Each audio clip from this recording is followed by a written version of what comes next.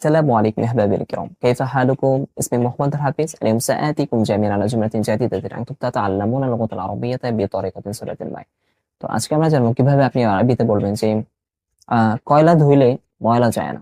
এটা একটা প্রবাদ বাক্য।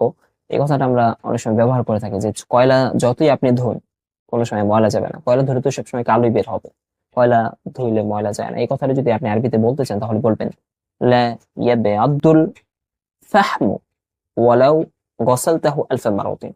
লা ইয়াবিয়াদ্দুল ফাহমু, লা ইয়াবিয়াদ্দুল ফাহমু মানে হচ্ছে কয়লা কখনোই পরিষ্কার হবে না, সাদা হবে না। ওয়ালাউ গসালতাহু, যদিও আপনি তা ধুন আলফা মারাতিন 100 বার, মানে আপনি যদি 100 বারও ধুন তাহলে কয়লা ধুলে ময়লা যাবে না, মানে কয়লা ধুলে সাদা হবে না।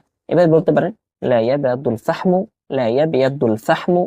ফাহমু মানে হচ্ছে কয়লা, ঠিক আছে? লা ইয়াবিয়াদ্দুল ফাহমু ওয়ালাউ গসালতাহু ওয়ালাউ গসালতাহু আলফা মারাতিন। লা ইয়াবিয়াদ্দুল ফাহমু